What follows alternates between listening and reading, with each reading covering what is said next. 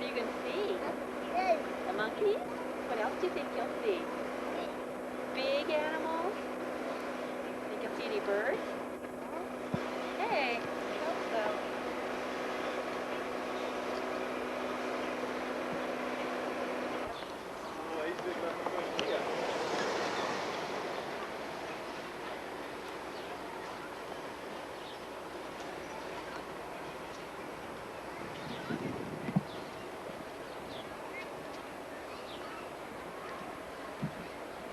Heading to the zoo, Denver Zoo.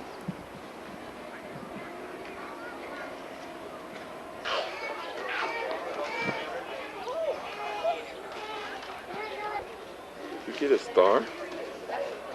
Okay, let's go. Denver Zoo's 100 years, all this year. Oh, really? Happy birthday to Zoo. Join us in '96 for Denver Zoo's year-long birthday party. Some springbok. Whatever those are.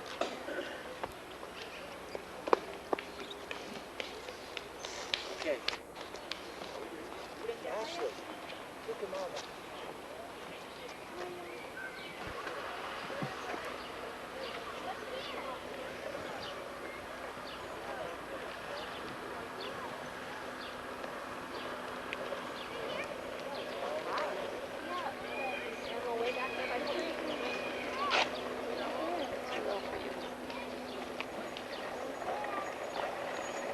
David, turn around. Atta boy.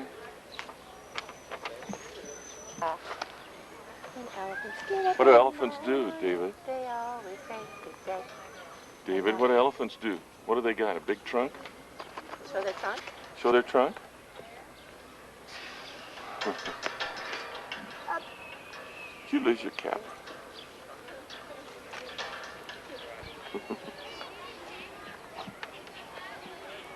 Mama and the elephant. Something's wrong with that baby deer. Can you hold him up there? Oh, that's okay. There you can see.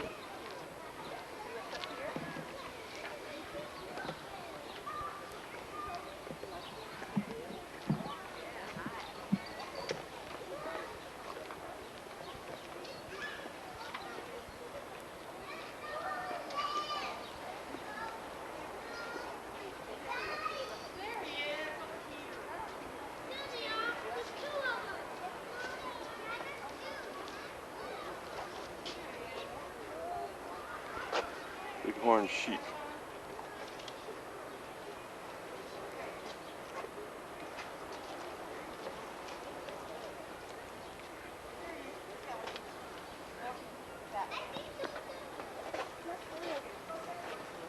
Trees? Are you walking under the trees, huh?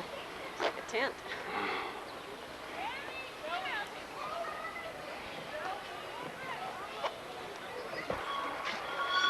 David's favorite, the monkeys. David, what does a monkey do? That's right. That's right. See him go there? See him on that rock? See the monkey over there? See him climbing on that rock way over there? Yeah. Some climbing up the trees over there. Yeah.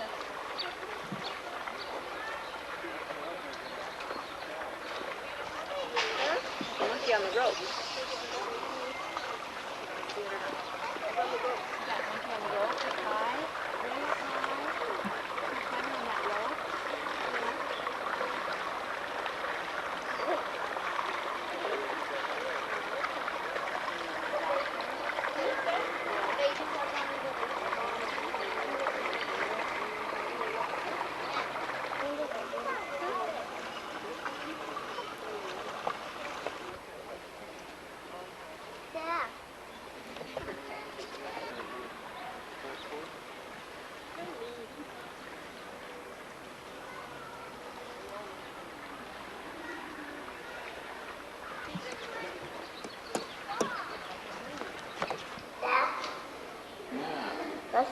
Those are penguins. What do penguins do, you know? Do that again. What do they do? What do penguins do? Is that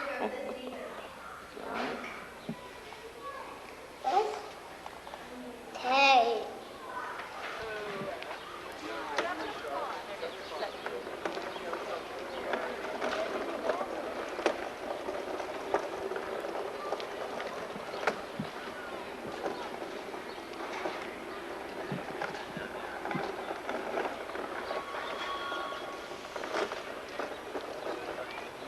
go to a bird show.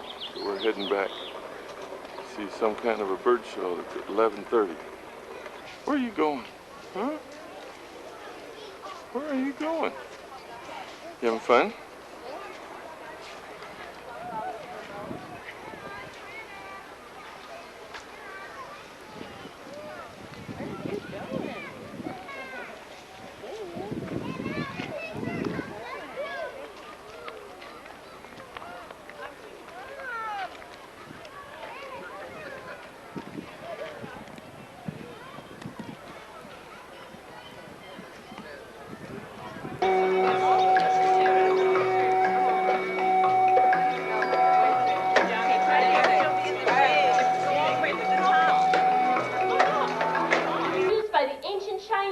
Capture food for the dinner table.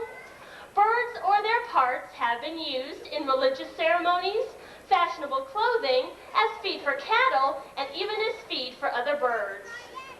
When one was killed or stolen, the guilty person would be put to death. In our country alone, wild birds are loved by so many that about 1/4 of the population, that's 63 million people, has fed them at one time or another. Today, we hope to be able to show you that birds are a very important part of our everyday lives, and if we help to save them, and especially their wild spaces, we will all be taking a big step towards saving all wildlife and even ourselves. During our show, there will be numerous free flight demonstrations where some of our birds will be flying very close to you. So for this reason, we ask that everybody please stay seated and do not attempt to reach up and touch them as they fly by. They will not harm you in any way. Well, nesting season will help their parents raise the babies of the current nesting season. This family behavior, which is very rare in birds of prey, helps to increase the survival rate of young in the harsh. Another survival tactic is a hunting method called stacking. Due to the scarcity of good hunting perches in the desert, Harris hawks are forced to stand right on each other's backs. Look behind me. Oh, I see Beth over there. Are you guys sure you saw something? What is it?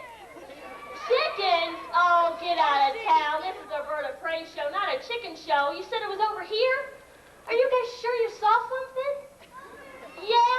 Well, there's a dinosaur known to eat farmers' chickens on occasion, but that's only because its natural prey items became scarce due to habitat loss.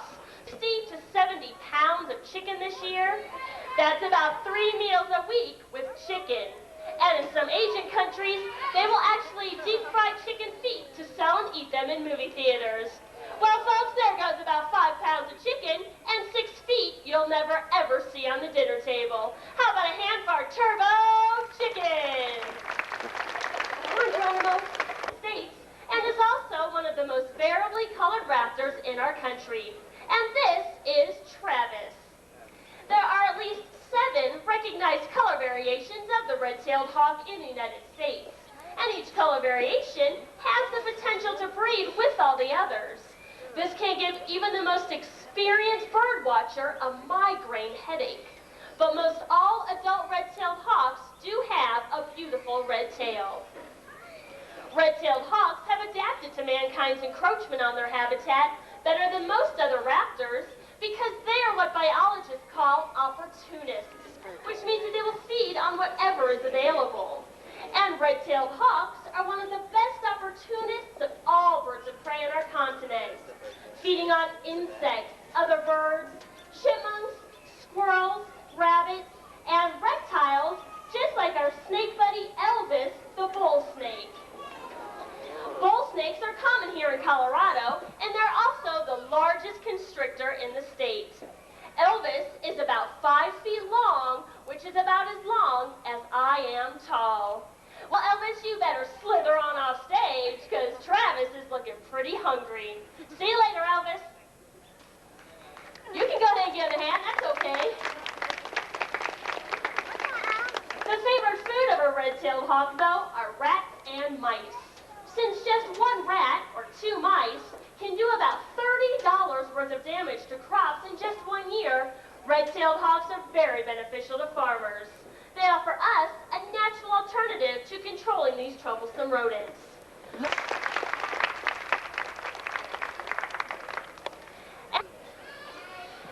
And this is Ramses, our auger buzzard. Auger buzzards are native to Southeast Africa, and like their North American relatives, will kill and eat small mammals. Auger buzzards are a tremendous benefit to African farmers because they help control crop-damaging rodents. By now, I'm sure some of you are wondering why this hawk-looking bird is called a buzzard. Well, you see, in Africa, Europe, and Asia, all buteos are called buzzards. But when our ancestors first came to North America and they encountered the common turkey vulture, which in flight looks very similar to a buteo, they called it buzzard. So that's why, to this very day, many Americans still refer to vultures as buzzards. But now, all of you know the real story. Ramses, that was some great flying today. Thank you, Beth.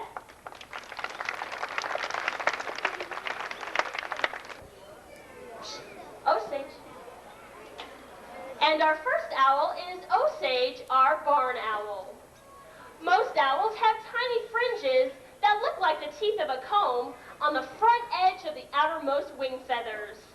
And these fringes, called flutings, will quiet the passing breeze and give barn owl totally silent flight. This silent flight, coupled with excellent hearing, makes the barn owl a splendid feet from over 90 feet away. And that's about the length of 2 tractor trailers end to end. The barn owl is capable of eating 1,500 small rodents in a single year.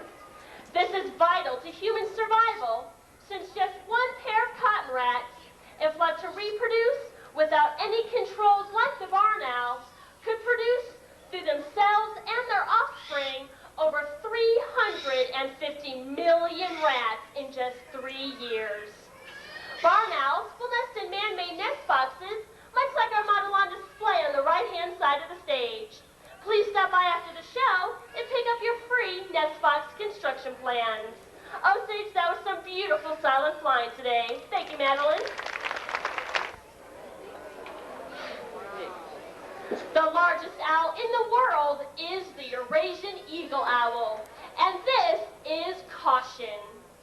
With his piercing orange eyes, is able to see by the light of just one candle if it were placed 4 football fields away on a totally dark night. And if we humans had eyes proportionally as large as the Eurasian eagle owl's eyes, we would all have eyes as large as that bright orange softball. Okay, now hold it up to your eye. Can you guys imagine having eyes that big? How about a hand for Chris? Did he do a great job today? Thank you, Duke. Okay, you can go ahead and take a seat. I'll get the ball later. Those eyes are so large, in fact, that there is no extra room in the socket for the muscles necessary to turn the eye. So to compensate for having fixed eyes, owls have the ability to rotate their heads 270 degrees, or about 3/4 of the way around. And right now, I want everyone in the audience to sit up straight. Okay, very good. And now, without moving your shoulders, I want you to turn your head as far to one side as you can. Not very far. That's only 1/4 of the way around. But owls can turn their heads so far because they have 14 vertebrae in their necks, whereas you and I, even a tall giraffe, only have 7. Those feather tufts on top of Caution's head have nothing to do with hearing, but are used in territorial, courtship, and defensive displays. Almost any creature that walks, swims, crawls, or even flies into the Eurasian eagle owl's territory is considered prey. They have even been known to capture and eat roe deer, which can weigh as much as 40 pounds. That's a pretty big appetite for an owl that weighs just under 4 pounds. Caution, you're an awesome bird. Thank you, Beth. Fruits, nuts, seeds, and just about anything else we humans would eat too. And this is Ripley, our African pied crow. Pied crows are in the same family as our American crow, raven, and even blue jay. Most crow species show great intelligence and have even been known to mimic human speech, just like some parrots. While Ripley hasn't uttered any words yet, he has learned something we think you might like. And for this, I need an adult volunteer. And I need for this volunteer to have money. Ma'am, do you have some money on you?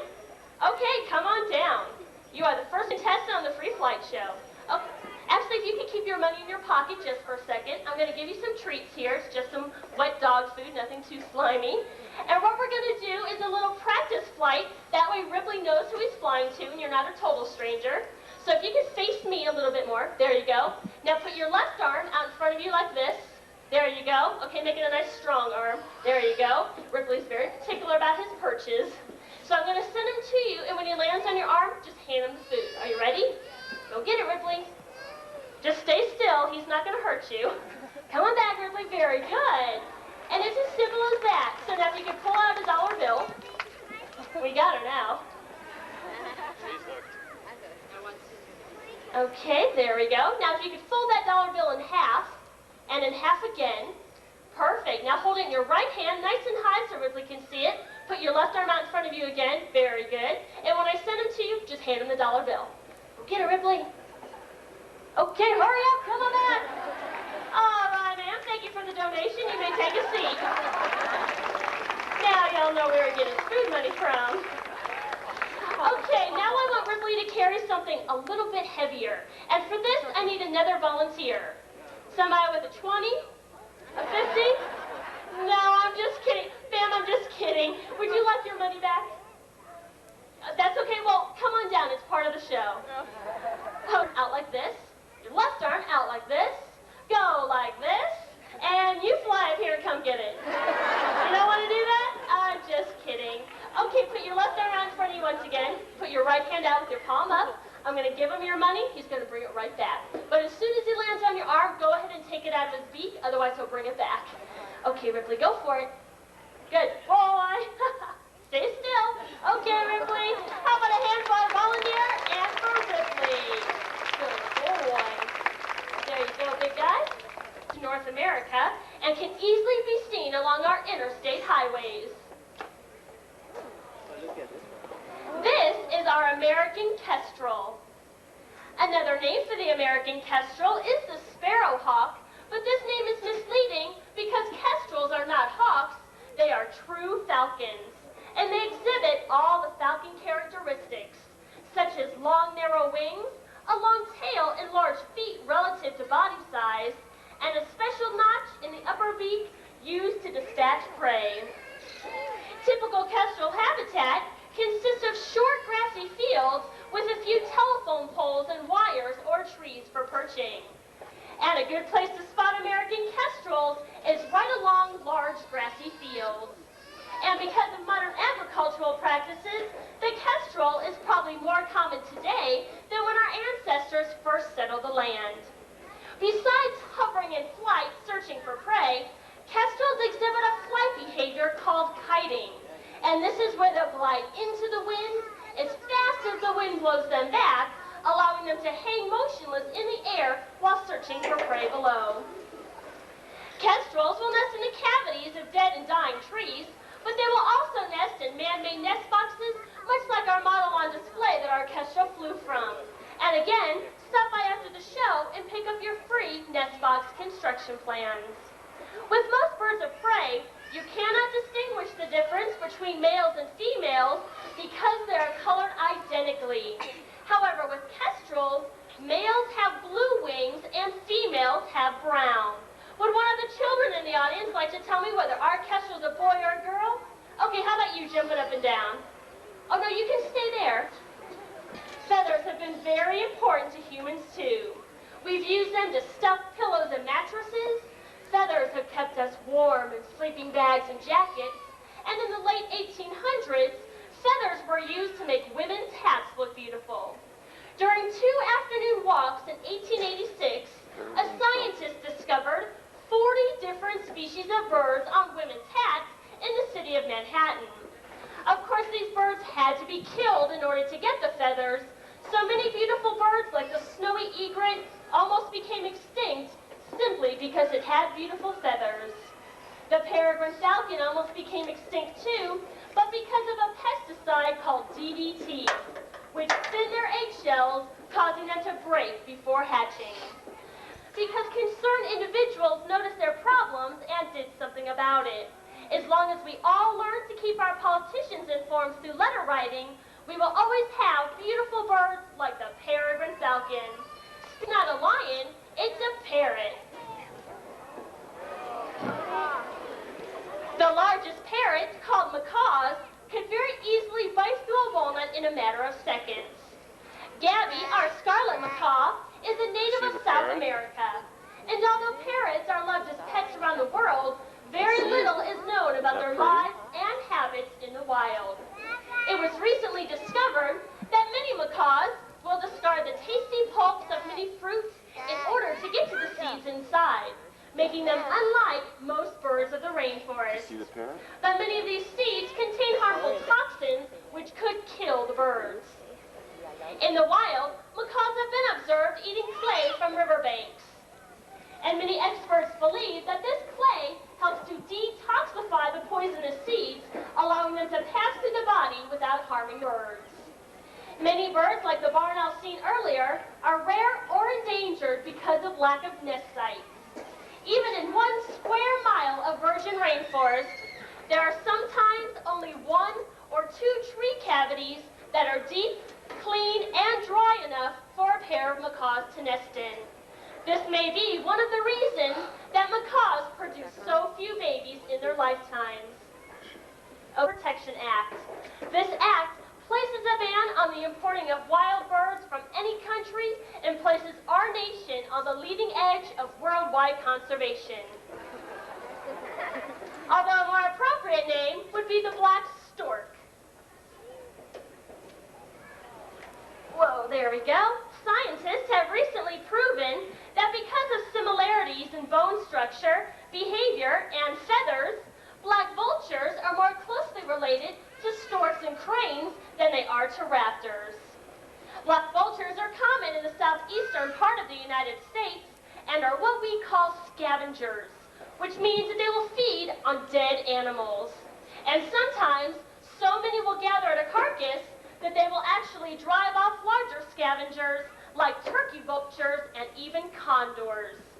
Large groups have also been known to attack and kill possums and skunks. So we think an appropriate nickname for the black vulture is the flying hyena. Some other interesting vulture habits. They throw up when they get excited. They go to the bathroom down their legs to keep themselves cool. And because of these last 2 items, they don't smell very nice. But if we didn't have vultures, there would be many, many more dead animals lying around, which could increase the chance of the spread of disease. A vulture's digestive system is so strong that they can eat any animal that has died from any disease known to humans, and they're not affected one bit. Vultures are truly nature's janitors. Heckle, thank you for entertaining us today. Thank you, Madeline. Heavily persecuted raptors in the world. Our wedge-tailed eagle has relatives around the globe, including the golden eagle, which is common in western United States. Wedge-tailed eagles are found only in Australia and Tasmania, and to this very day are still shot on sight in those countries due to the misconception that they feed on sheep. The primary source of food for these beautiful eagles are rabbits and hares. They will also feed on dead animals, and sometimes up to 50 wedge-tailed eagles will gather at a carcass to dine. Sheep herding is a very big business in Australia, and when a wedge-tail is seen feeding on a dead sheep, ranchers assume the eagle has killed the sheep. And although 30,000 eagles may be killed this year, the species is still common due to the sheer size of the Australian wilderness. Duncan, our wedge-tailed eagle, is the very first of her kind ever to be hatched in the entire Western Hemisphere. She and her siblings, Darwin and Sydney, are used extensively in our education programs as spokes eagles, if you will, for all eagles around the world. We think Duncan is doing an excellent job and deserves a great big hand.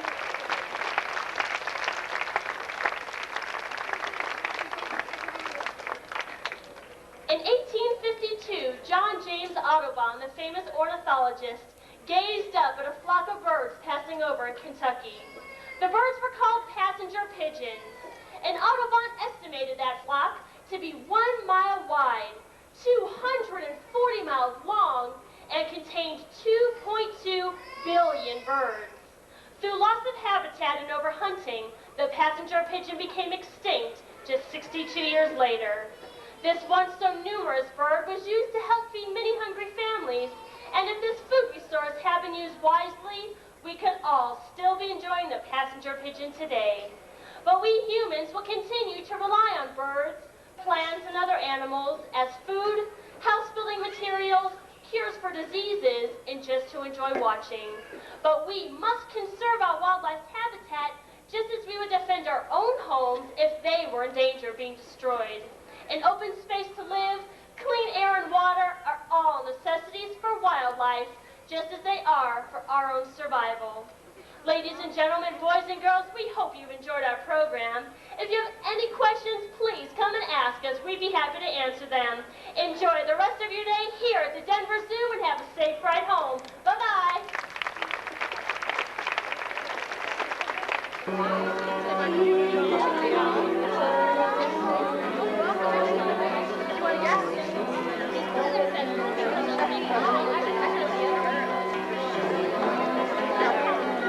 Very close, it's like 7.5. They have hollow bones, and they're little feathers so that they don't weigh as much as they look like they do weigh.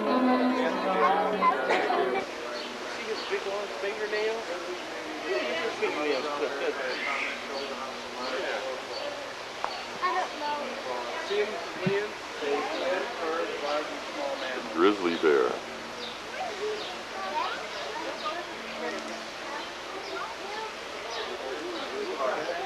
Okay. Getting out? What happened? Go on, let's go see the other guy. We're going to walk over here.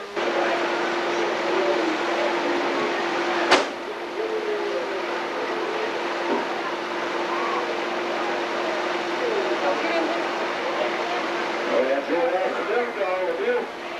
Welcome aboard the 10th train ride of today on the brand new Pioneer.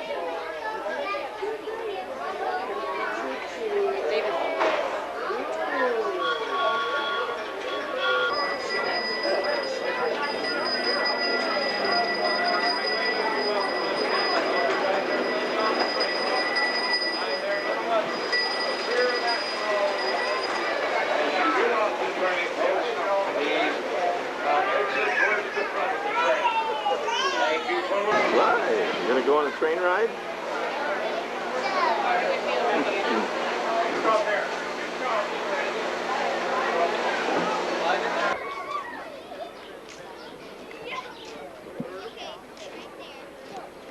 David's having a good time at the zoo today.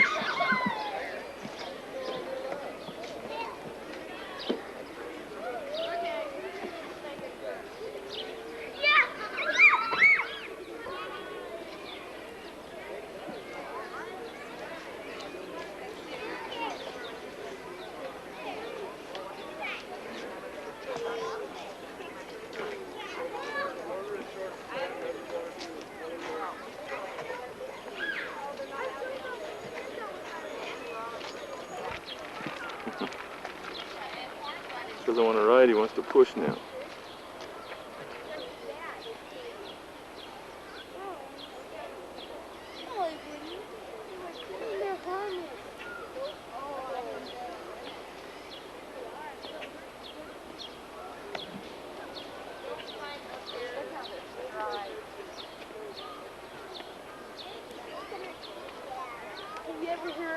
Have you ever read in the newspaper of anyone dying from war?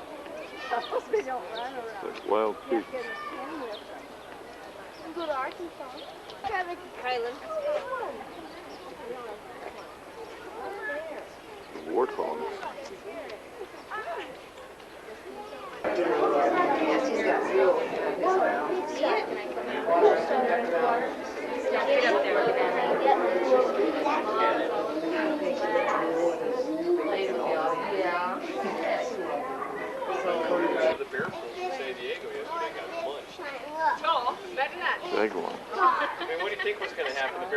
Maybe say, come on, let's swim a few laps.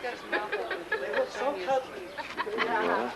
Okay. Odie, where you going? Come on, let's go see some more kitties. Here. Come on.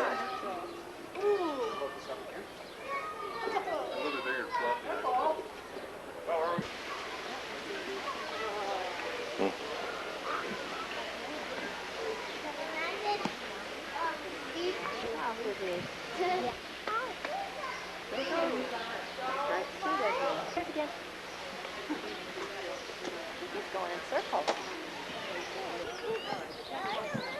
I like it. Okay. We'll find some of them later.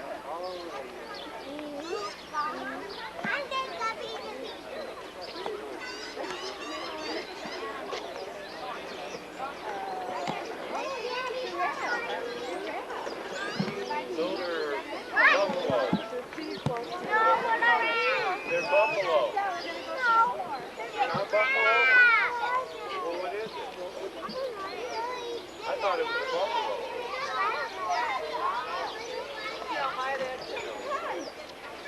Black one. What? Black tongue. What? The giraffes?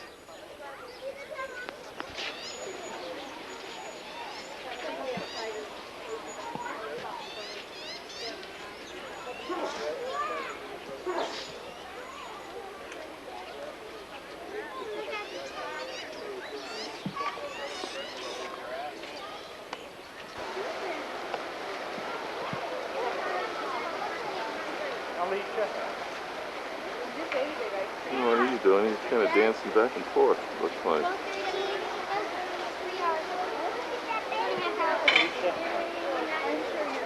And there's one in the water over here.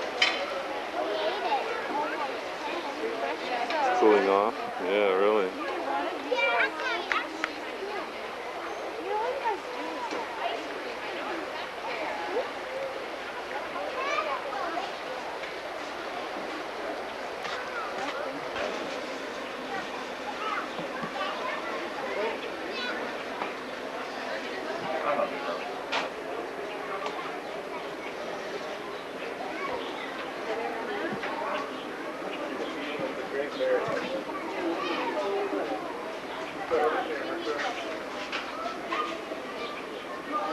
Back.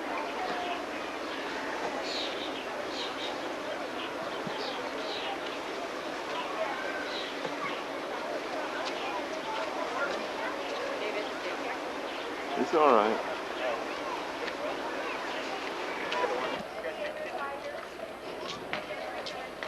Get that bird some supper, Mom. Caleb. Uh-oh. Caleb, don't scare bird. She's pretty.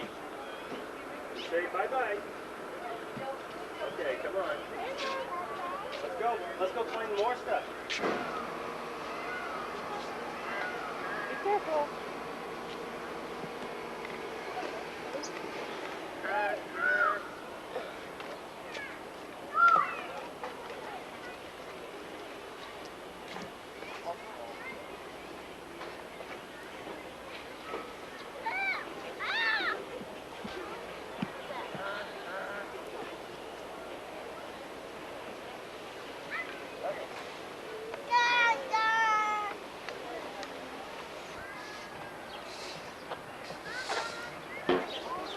As we head out, we had a good day, long, tiring day.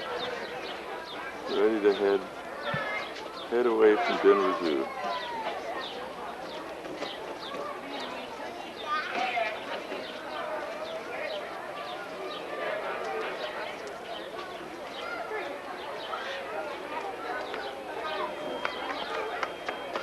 Okay. Okay. Are you done for today? Are you tired? Are you tired? Want to take a nap? Yeah? Okay.